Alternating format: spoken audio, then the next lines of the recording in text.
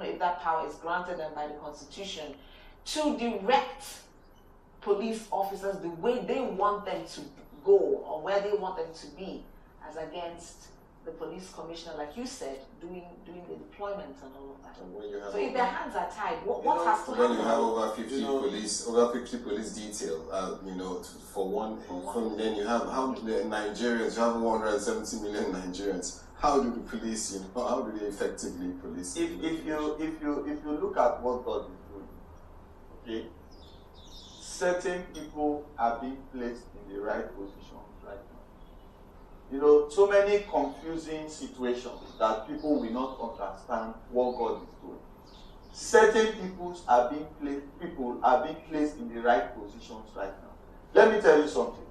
There are people that can take their phone from their house and redeploy a commissioner of police in this country. Exactly. They will call him first and tell him, Kennedy or Johnson or whoever in your possession should be released immediately, and the vehicle should bring him to so and so place. I will talk to you later, or you can call your IG to bring you. You can imagine that audacity.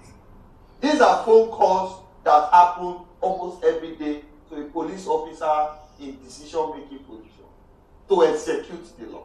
Now, when you get that kind of phone call and he tells you, I'm giving you timeline, the same officer will call the IPO and say, bring that case file. And he will give the case file to the Oga. Who is that IPO to come back and say, sir, that case file? This thing is very much in place. This breach, this compromise is happening every day, because I am into investigation and I know where a police officer will become confused. He may not want to tell you, but if you have the experience, you will tell him that, hold on, I want to escalate this matter. You're an ex-military officer. Let's round this up, because we don't have enough time to actually really go into all the details of this issue. But as an ex-military man, what is the implication of having the militarized nation right now, especially when we're in a state of emergency, where the job that should be done by the police or paramilitary or other security apparatus is being taken over by military? What does it do? What's the implication of this now? Let's look at the implication. We'll look at the way forward. One of the implications is that it has a positive implication. It brings to fore the inadequacies of the other agencies. It brings to fore. Then it helps questions to be asked in the right direction. Why are you not capable? Then any sane government official that is in a position to do the necessary should begin to see areas to effect changes. That is for one. Two, the negative aspect of it is that maybe you read about what is happening right now in Warri between the Air Force and the police counter-terrorism squad. Yes. Because right now, the armed forces, which is the Army, Navy, Air Force, we begin to feel let down and feel that they are being taken for granted. Why? They are doing your job. And you can't do their job. So the negative part is you will begin to see the armed forces, instead of being disciplined to the barracks, waiting to take up. We have a call. A call before we go. Hello, we have a call.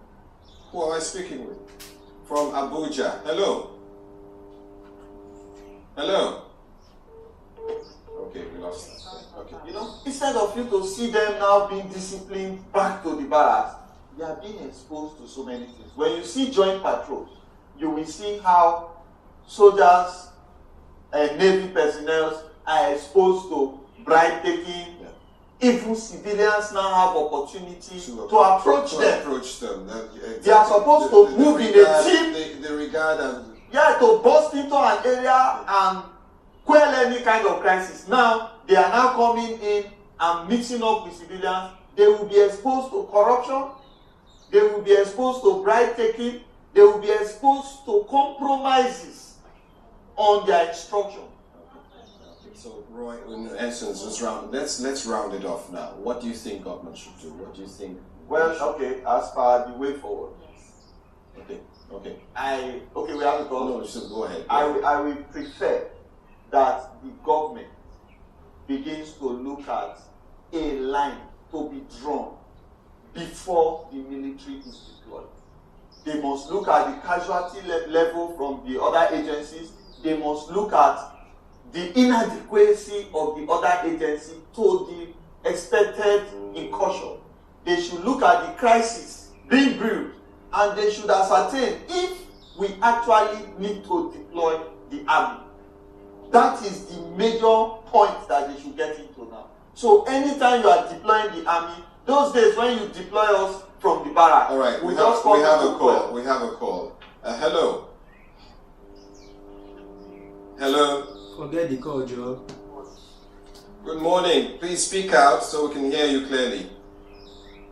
Yes, it's Mr. Henshaw calling from Cross River. Oh, it's a great pleasure speaking with you. Please go ahead. Yes, I want to thank the man in the studio for. Hello? Are you with me? Yeah, go ahead. I can hear you. I want to thank the man there in the studio for his wonderful contribution class. Enjoy your show here in Calabar, watching you. And I also want to say that today, Nigeria is falling to something else. The Nigerian police, their job is not being executed well by them. Even here in Kosovo, we have a case here, the Nigerian police versus the Nigerian Navy. That the Navy came and stormed the whole police station, shoot, kill, and today the case has died. Nobody has said about it again.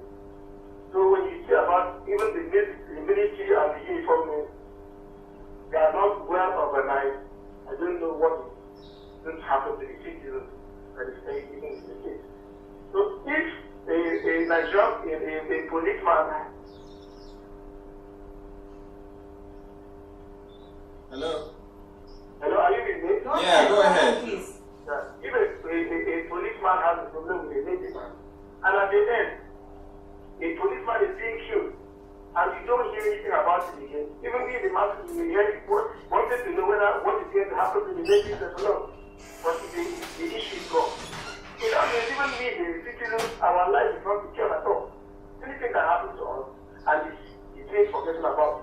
So please, I want to appreciate what you guys are doing there. I want to thank the man at the middle. That your contribution is very, very wonderful.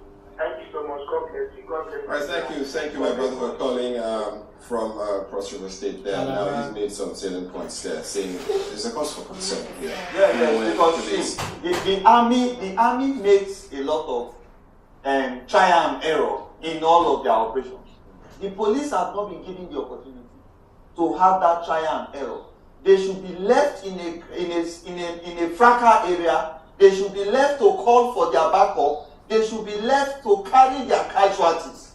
That is where they will begin to learn that yes, next time when there's a crisis in Benue, in this town. At what point did we miss this? Because you see, these are things that are standard rules of operation. At what point did we miss this? Because what you are saying now, it's not new. I mean, this is how it's supposed to be, where a situation happens, police deploy personnel. We used to see, a lot of anti-riot squad in the past. In those days when we had, political situations, we'll see them deployed for riots and all of that. But these days, we don't see them any longer.